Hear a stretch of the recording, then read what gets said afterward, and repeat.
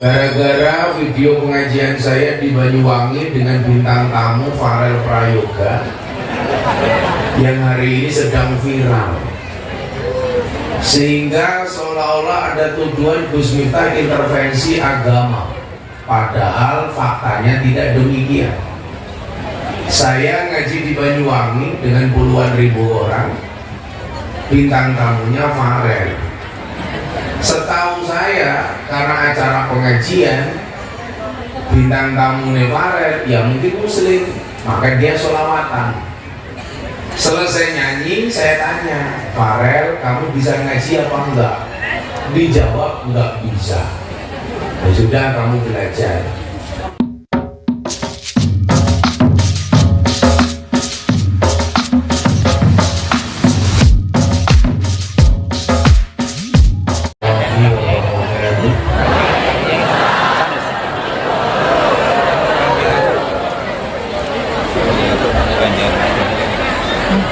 Alhamdulillahirabbil alamin wa kafa.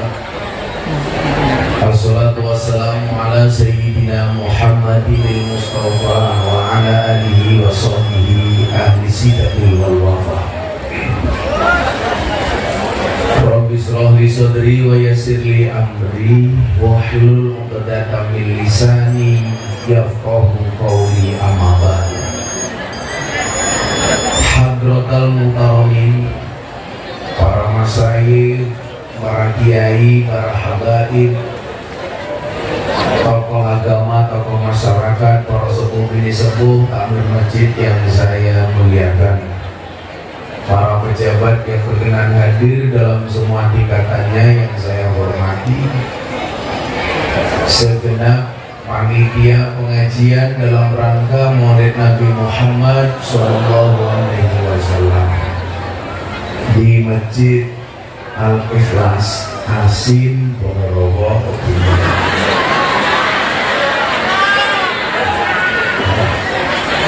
Asinan Ponorogo yang saya banggakan. Bapak Ibu, kaum muslimin wal muslimat, warga masyarakat Ponorogo yang berbahagia,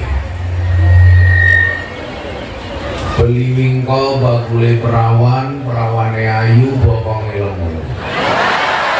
Hei wong Ponorogo yang cantik dan tampan, izinkan aku mengucapkan I love you. Alhamdulillahirrabbilalamin. Siang hari ini kita semuanya dipertemukan oleh Allah dalam kondisi yang baik, di tempat yang baik, dan saya meyakini semua yang hadir ini insya Allah orang-orang baik. Yang saya berharap setelah selesai pengajian akan menghasilkan sesuatu yang baik. Bapak Ibu yang saya muliakan, hari ini ada satu persoalan yang cukup rumit terkait dengan apakah agama itu privasi atau bukan. Gara-gara video pengajian saya di Banyuwangi dengan bintang tamu Farel Prayoga yang hari ini sedang viral, sehingga seolah-olah ada tuduhan Gus Miftah intervensi agama, padahal faktanya tidak demikian. Saya ngaji di Banyuwangi dengan puluhan ribu orang, bintang tamunya Farel. Setahu saya, karena acara pengajian bintang tamu Farel ya mungkin muslim, maka dia sholawatan. Selesai nyanyi saya tanya, Farel kamu bisa ngaji apa enggak? Dijawab enggak bisa. Ya sudah, kamu belajar. Setelah itu kemudian ada tulisan dari panitia disampaikan kepada saya, mohon maaf Pak Kiai, Farel non Islam. Nah, karena merasa saya tadinya bertanya apakah dia bisa ngaji apa enggak, ternyata kata panitia dia non Islam, non Muslim, saya minta maaf dong sama Farel. Oh maaf kalau kamu non Islam, karena biasa orang non Islam ikut ngaji saya itu biasa. Saya kemarin di Kupang di NTT, kayak cangkemnya ngapa?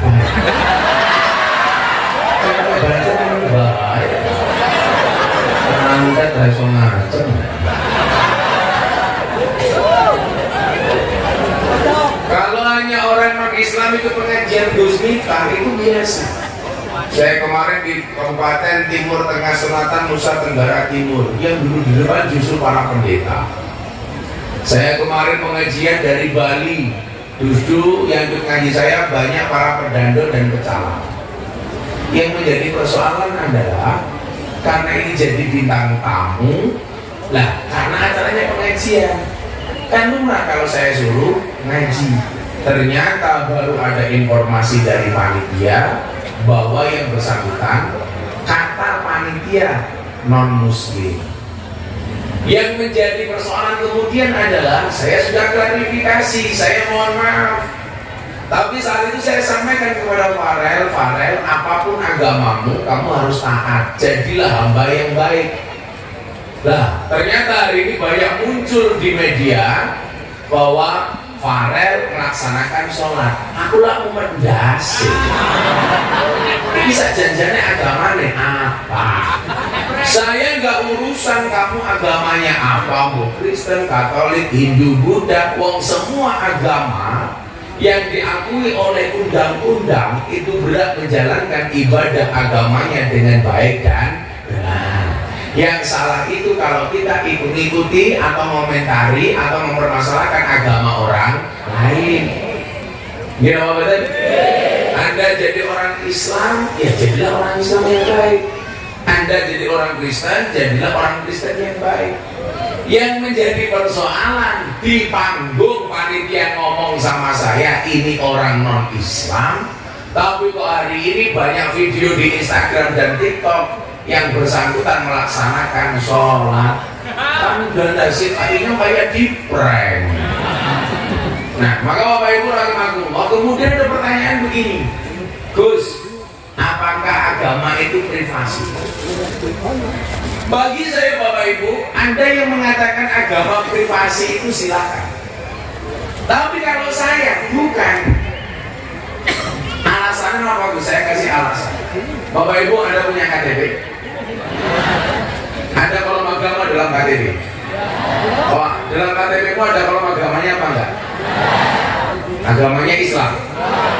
Yang KTP-nya Islam saya doakan masuk surga. KTP-nya.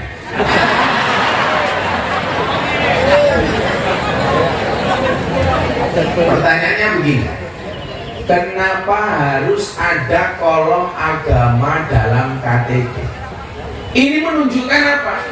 Bahwa agama harus dideklar, disampaikan. Sehingga kemudian apa? Kita tidak salah bagaimana kemudian mohon maaf memposisikan seseorang. Contoh, kenapa agama harus dideklar? Ini kok jadi apa soal ini ngomong? Bukan soal. Orang putih ini jadi apa saya cangkemnya? Kenapa agama itu harus dideklar? Ada kolom agama dalam KTP. Saya ingat betul zaman Pak Cahyokumolo almarhum jadi Menteri Dalam Negeri, itu ada usulan kolom agama dalam KTP dihapus saja. Waktu itu Pak Menteri tanya sama saya, Gus, kalau menurut Gus Miftah bagaimana kalau kolom agama dalam KTP dihapus? Oh saya nggak setuju Pak. Kenapa Gus? Karena itu kebanggaan bagi saya umat beragama. Nama Miftah, agama Islam. Saya harus bangga dengan agama saya yang tertulis di dalam KTP. Nama Saverius, agama Kristen. Silakan Anda bangga dengan agama. Nama Aloksia, agama Buddha. Silakan Anda bangga dengan agama. Maka saya nggak setuju kalau kolom agama dalam KTP dihapus. Tetapi kalau yang dihapus kolom kawin atau belum kawin, saya setuju. Setuju ibu-ibu? Saya tanya ibu-ibu, kenapa bapak-bapak yang jawab? Ibu, kalau kolom agama dalam KTP dihapus, setuju apa tidak? Tidak. Kalau bapak-bapak setuju apa tidak? Setuju, cocok. Maksud saya apa? Bahwa ketika Nabi Muhammad mengatakan balighu anni walau ayat, sampaikan kepadaku walaupun cuma satu ayat. Ayat itu kan bisa banyak dipahami, Anda dan lain sebagainya. Panitia gak usah duduk saya puasa, sok tahu. Diombe dewek kono.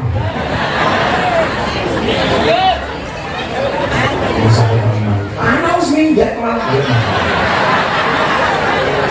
Disuni bayar apa-apa. Masih Bang. Anak mereka siapa? Jadi siapa? Muslimat. Lama kok muslimat ketemu. Jangan-jangan banjir.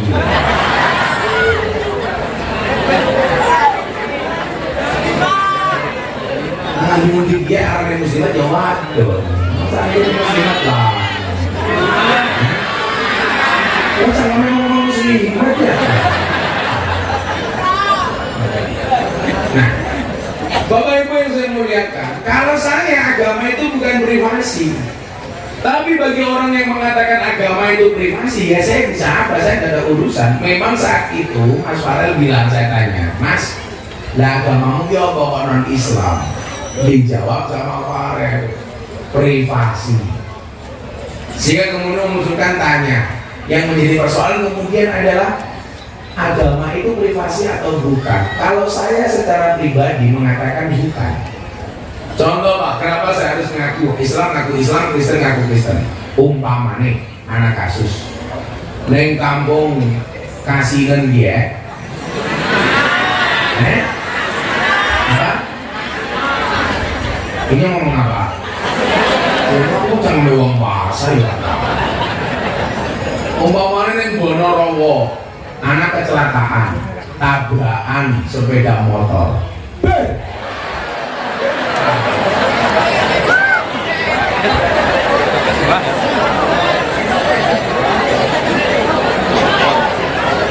Kaget pada anak kecelakaan, tabrakan, orangnya meninggal dunia. Kalau yang kecelakaan katakanlah tetanggamu, kamu tahu dia agamanya Islam, maka secara otomatis kita akan ngopeni jenazah almarhum kecelakaan ini dengan menggunakan cara Islam. Kalau yang meninggal tahu dia orang Katolik, ya diopeni dengan cara Katolik. Itulah pentingnya kenapa kita harus mendeklar agama, bahwa agama itu bukan privasi. Umpamanya, oh ini tahu orang Islam bertamu ke rumah Anda, ia disuguh yang halal umpamanya. Karena mulyane omah yen ana tamu, mulyane tamu yang disuguh. Makanya kenapa kalau Anda bertamu di sini pengajian pasti ibu-ibu bawa tas, karena tahu ada suguhan. Kan tujuannya cuma satu, jajan sulah sepet.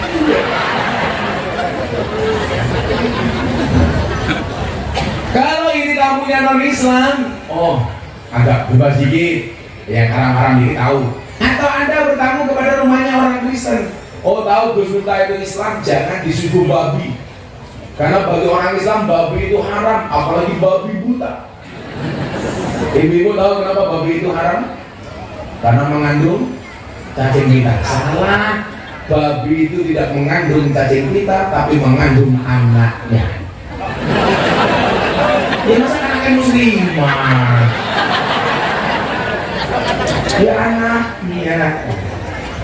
Nah, maka Nabi Muhammad mengatakan balighu anni walau ayat, atau kemudian dalam ayat yang lain, nah Allah Subhanahu wa taala berfirman, "Wallazi arsala rasulahu bil huda wa dinil haq liyudhhirahu." Harus dijelaskan. Makanya kalau saya di mana-mana, Gus Miftah agamanya apa? Islam. Anda orang Kristen umpamanya, agamamu apa? Kristen. Meyakini agama yang kita perlukan hukumnya wajib. Kayak Anda orang Islam, inna dina indallahil Islam. Di awal dakwah, Nabi Muhammad menyembunyikan dakwahnya. Artinya apa? Dakwahnya secara sir, sembunyi dakwah. Kalau suami di Bonorowo yang sembunyi bukan dakwahnya, tapi nikahnya. Karena nikah yang kedua biasanya sembunyi. Kenapa bapak-bapak kalau menikah lagi sembunyi-sembunyi? Karena bapak-bapak punya prinsip nikah itu ibadah, dan ibadah paling bagus dilakukan secara sembunyi-sembunyi. Karena kalau dipamerkan gak berpahala, namanya riya. Betul Pak? Betul. Orangnya sudah datang, biasanya pakai batik. Banjir rasa manis, banjiran duit koyak, tapi mahal. Kemarin ditanya, kalau Gus Miftah lebih hebat mana antara polisi, tentara sama banser? Saya jawab banser. Buktinya apa? Polisi, tentara, SK-nya banyak masuk bank untuk utang. Banser nggak ada yang memasukkan SK-nya ke bank. Kenapa? Karena SK-nya nggak laku.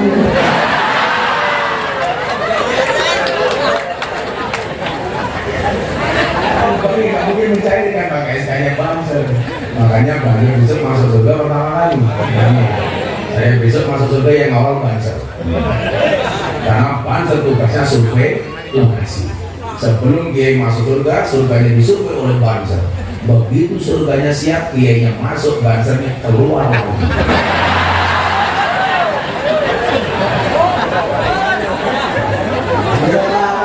Ya, bisa mengajarkan teman ya.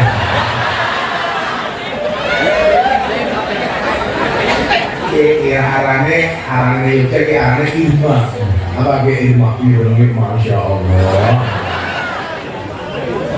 Gak apa-apa kamu hitam. Hitam itu lebih menyenangkan dibandingkan putih. Putihnya apa? Tai lalat lebih menyenangkan dibandingkan panu. Lah, mungkin orang lain buka panu.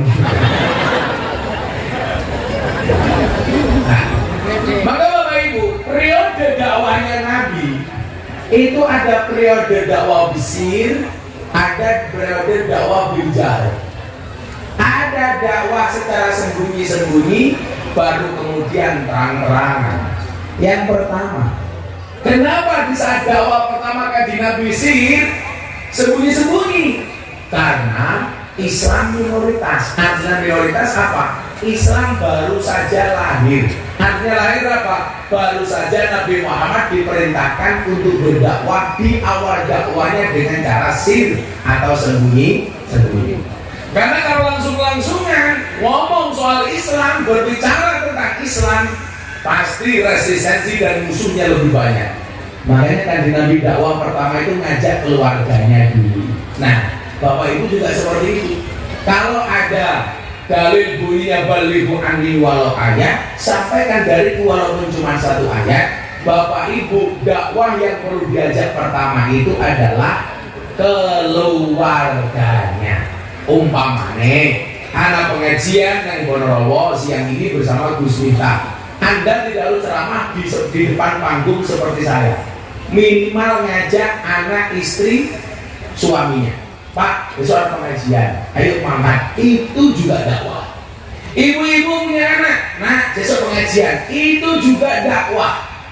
Tapi orang sini saya yakin ikhlasnya luar biasa. Duduk di bawah pada tikar tuh subhanallah. Insya Allah pulang pengajian little body. Sini bakal telepon lebih. Lagi beda ya. Little bottle. Sini bakal telepon waktu. Saya juga kuning lemune ya.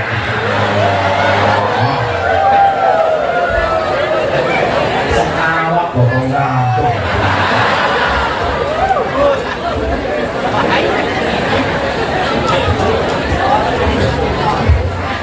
Jadi Bapak Ibu, dakwah dari skala terkecil. Makanya bahasa Gus Miftah bahasa kipasnya diberi harus pelakon kayak gini. Iso kok.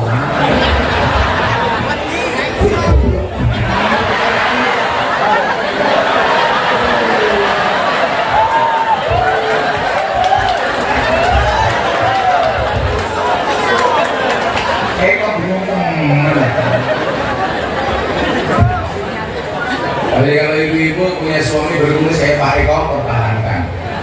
Fake dia lele bukan buaya. Walaupun sebenarnya sunnahnya kumis itu dikerok, sunnahnya, tapi kan nggak harus. Nah, kalau sunnahnya jenggot dipelihara, kalau kumis fitrah. Al-khamsatu minal fitrah. Fitrah itu ada 5. 1 khitan, 2 motong kuku, 3 menyukur kumis, 4 mencabut bulu ketiak. Jadi ibu-ibu suaminya mulai masuk sama sawah dicabut kereng. Sunnah Rasul. Kemudian yang kelima adalah mencukur bulu kemaluan. Tapi ingat, dicukur dewek. Ada di bawah yang sama. Buat ekor yang sama. Ekor bagi ngapa? Cukur.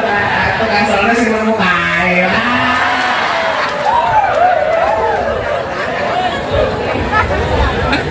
Malah sih kamu takon. Tiba-tiba tak mau udah.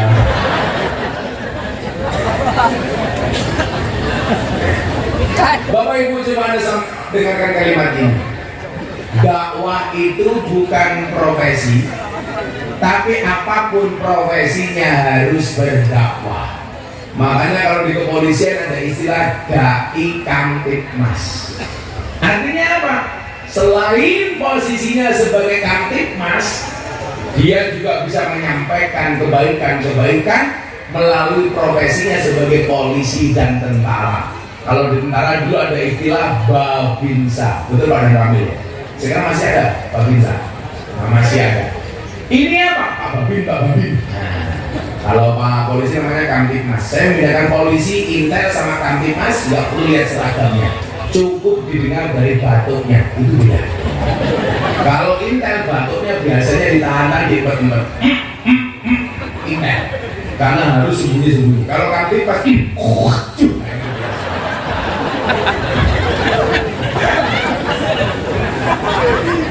polisi ini batin, ya ini bajingan. Tak apa-apa, polisi mengatakan cendak masalah selamat daripada jenderal dipecat.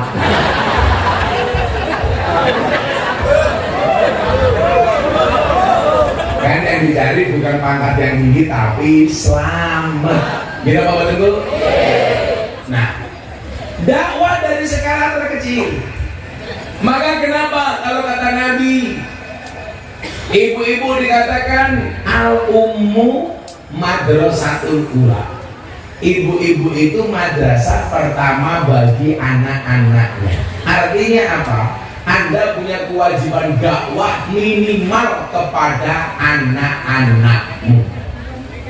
Bagaimana dakwah kepada anak-anak? Dimulai tidak hanya ketika dia sudah lahir, tetapi dalam kandungan. Begitu matang, ibu-ibu banyak baca Quran. Harapannya apa? Supaya anaknya jadi ahlul Quran. Begitu ibu-ibu hamil, hamil itu pada Jawa harusnya matang-matang itu harus matang. Nah, gimana? Matang itu bahasa yang lebih halus ngandut. Tapi yang lebih halus lagi namanya anggar beni. Kalau anggar seret, anggar sari itu mens. Tapi ingat, menstruasi bukan mindset. Anggar sari. Kalau anggar beni matang. Ini perlu disampaikan Pak, karena anak-anak kita sekarang banyak nggak bisa bahasa Jawa halus Pak.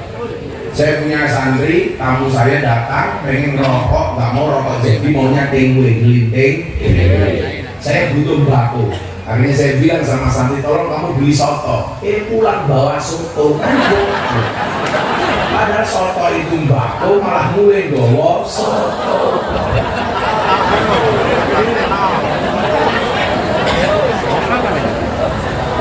Karena bahasa Jawa itu memang keren.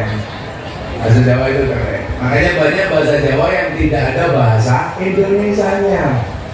Contoh, nguyuh anyang-anyangan. Apa bahasa Indonesia ini? Langka, orang. Saya kencing masjid ya. Ternyata nguyuh anyang-anyangan bahasa Indonesia ini adalah kencing tawar menawar.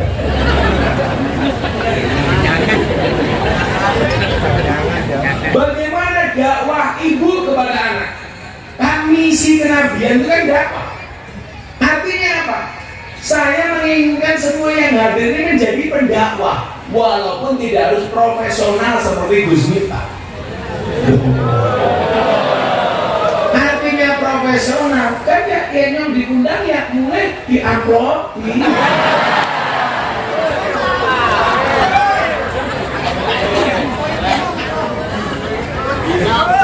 apa? Berdiri kamu pakai sewu ngatur-ngatur. Ibu-ibu lebih suka gue sebentar duduk apa berdiri? Itulah perempuan. Di mana-mana supaya berdiri. Saya itu nyampe sini masih tidur, Pak. Tadi saya belum tidur semalam. Semalam baru pulang pengajian jam 3, sahur bentar, baru subuh tidur sebentar, dibangunin sama istri. Saya jawab, apa bunda minta tambah? Iya.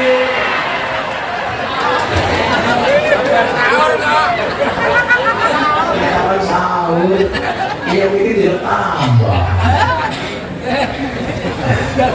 Jadi saya tadi dari situ baru bangun tidur. Makanya saya bilang, mungkin kalau bapak ibu menjalani dakwah profesional kayak saya itu nggak mungkin kuat. Saya sekarang berangkat tanggal 10.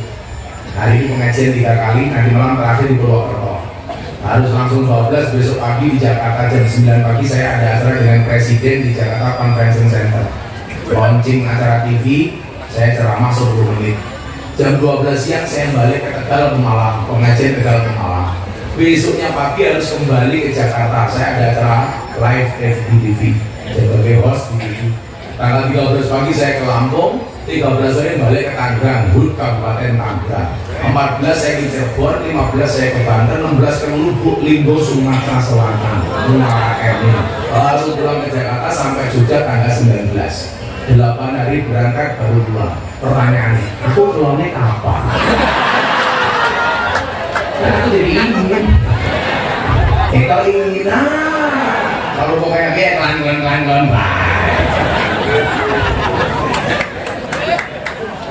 Nah, maksud saya apa? Bahwa risalah itu perlu disampaikan. Wa ma arsalnaka illa rahmatan lil alamin. Dulu pembawa risalahnya Muhammad, Nabi Muhammad, risalahnya Al-Quran. Sekarang Nabi Muhammad sudah tidak ada. Artinya apa? Siapa yang harus menyampaikan risalah? Ya kita semua. Risalahnya apa?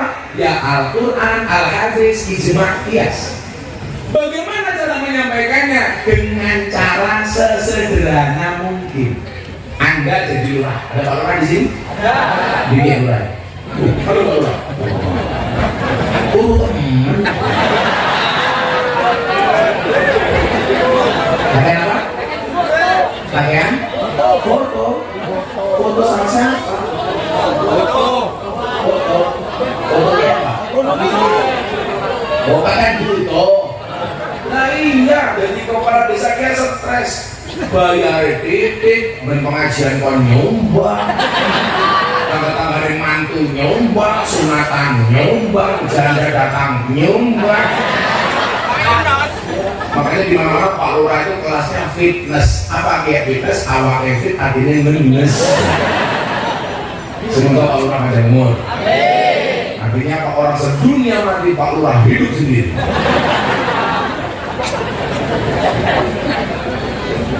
Menyampaikan risalah Anda sebagai kepala desa. Ingat, dakwah bukan profesi, tapi semua orang harus berdakwah. Berarti apa?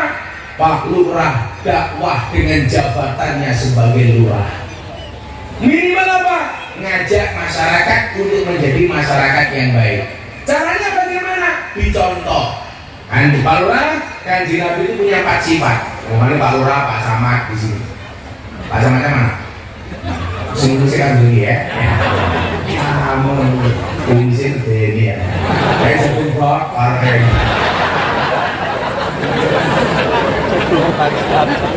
Ini teman. Bujuri dulu. Wah. Bujuri dulu. Apakah benar? Oh bujuri Inul. Mas Agam. Maksudnya sih si Pak Camat kota kan jadi gede. Anak balita di rumah sakit di Jakarta laki-laki kalau perutnya besar biasanya makhluk kecil.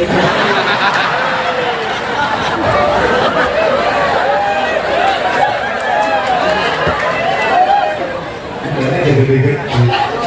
Dulu ini aku tapi gede banget. Lah, kata tuh saya kira kok lanang, potong gede manuknya cilik. Makanya saya berusaha menjadi kurus. Alhamdulillah sekarang perut saya kecil. Berarti manuknya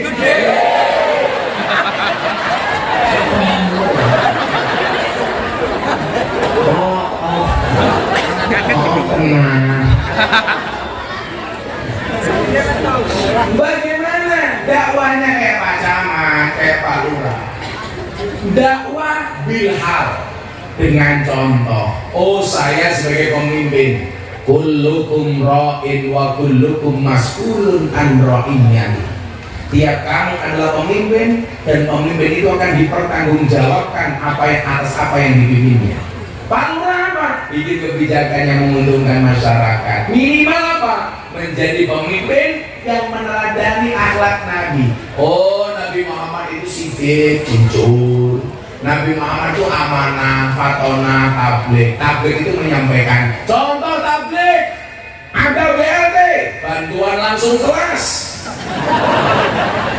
Kalau Anda tabligh, sampaikan semua BLT kepada masyarakat. Walaupun banyak fitnahnya, begitu BLT numpuk di kelurahan, ibu-ibu mulai cerewet. Paling sing ditunggu dulu lurah dewek. Biasanya kalau itu buatan, ini nggak peka. Dia main guyu. Biasanya jilbabnya pink. Yang jilbabnya hitam, hijau, insya Allah lebih parah. Tabligh ini yang baik. Lah, saya pengen dakwah ini jadi sesuatu yang asik dan menyenangkan. Bagaimana dakwahnya Banser? Dakwahnya Banser adalah dengan tenaganya. Pengajian, ngawal jamaah, mapak-mapaknya duduk di sana, ngawal kiai tanpa harus nutupi bokongi keraine kiai. Jadi daripada kamu berdiri juga sih gak apa-apa loh. Kasihan. Duduk aja ya, duduk aja ya, depannya. Lu kok kemana ya? Duduk saja. Orang asal kamu bukan kesertanya. Anak ya itu juga senderan.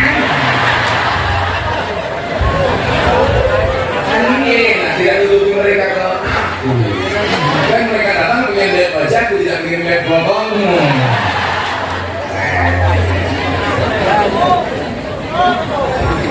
Lagi ini dakwahnya Banser ya kayak gitu. Ngawal kiai pengajian. Gak ada ceritanya kok Banser ngawal dukun. Berapa ceritanya? Gak ada ya. Juklaknya Banser itu tidak ngawal dukun. Dakwahmu dengan tenagamu. Apalagi kemudian Banser juga menjadi dai. Begitu duduk langsung ambil foto kiai. Wah, padahal HP ini cross.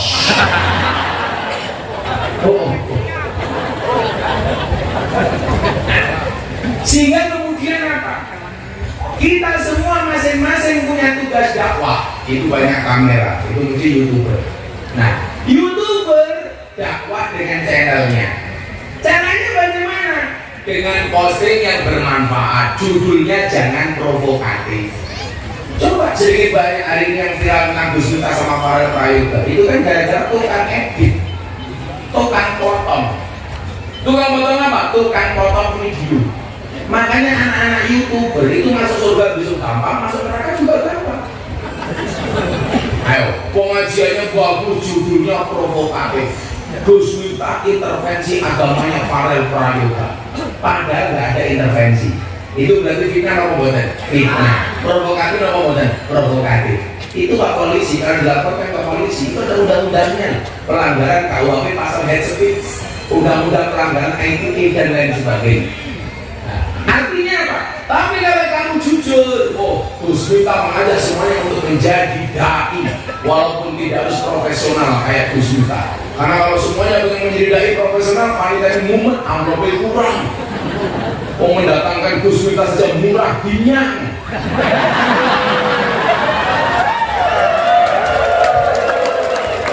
Murah, kenyang.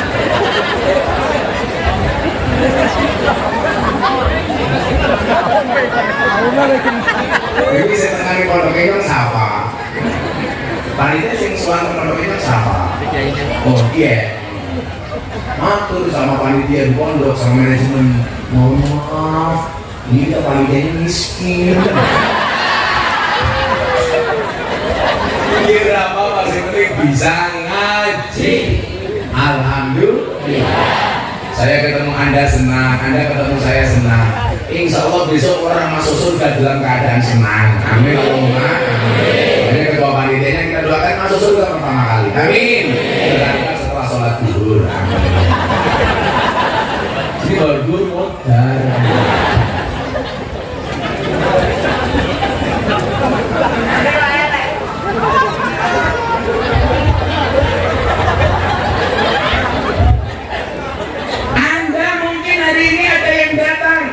Profesinya sebagai pedagang. Ya kita pedagang yang jujur. Ibu saya ingatkan, mungkin Anda ada yang pedagang. Kenapa Rasulullah mengatakan tempat yang paling baik itu adalah masjid, tempat yang paling buruk adalah pasar? Buktinya apa? Masuk masjid ada sholat tahiyatul masjid, masuk pasar tidak ada sholat tahiyatul pasar. Kenapa dikatakan pasar sebagai tempat terburuk?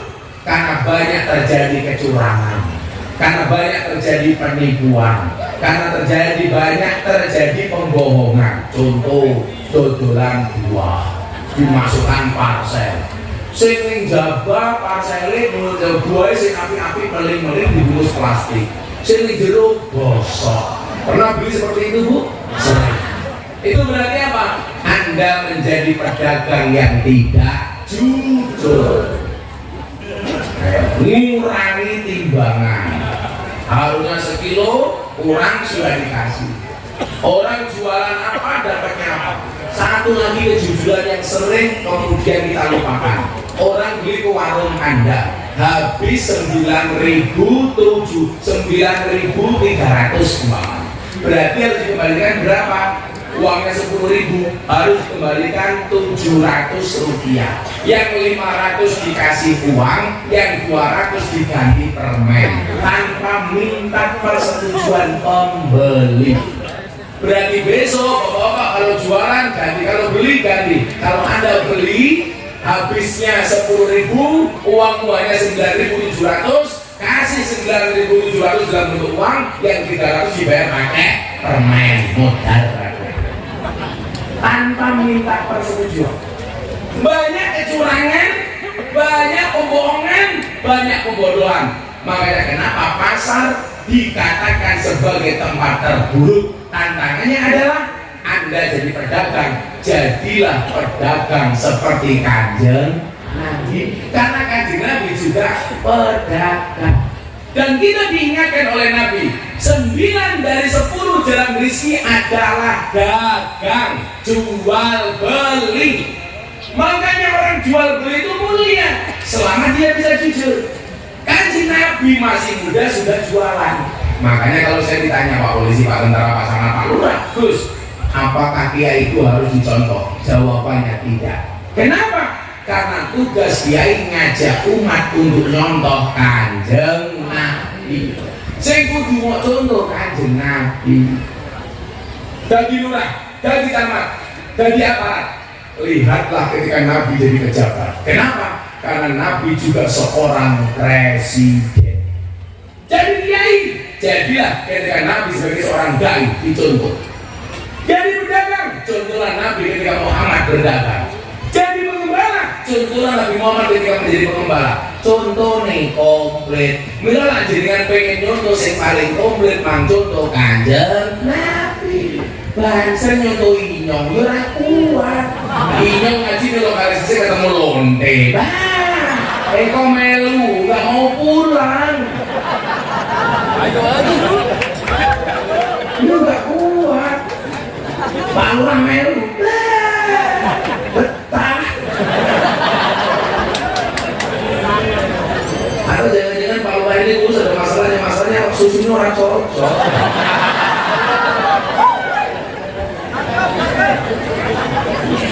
Sarkem, Pak Lurah kan sarkem cangkem. Pak Lurah sarkem.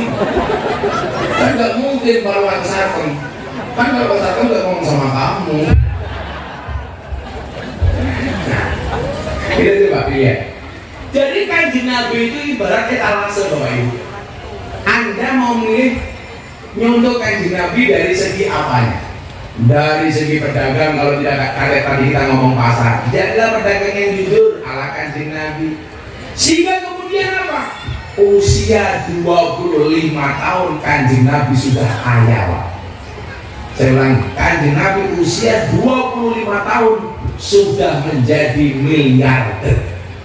Makanya kalau orang hari ini bilang kita itu harus sama dengan Nabi persis, berarti umur 25 kamu harus kaya. Gak bisa, kita justru sama Kanjeng Nabi gak bisa. Kanjeng Nabi usia 25 tahun super kaya, sehingga ketika dia menikah dengan Siti Khadijah, mas kawinnya 20 ekor unta. Satu unta itu harganya bisa 50 juta. Berarti mas kawinnya Kanjeng Nabi ketika menikah berapa? 1 miliar. Lawang Bonorowo rabi 1 miliar. Mending bujang sakudare. Nanti sampai ngendi? Oh, undang kayak murah baik di minyak.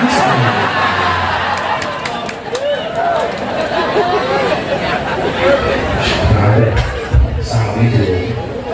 Dereng ada.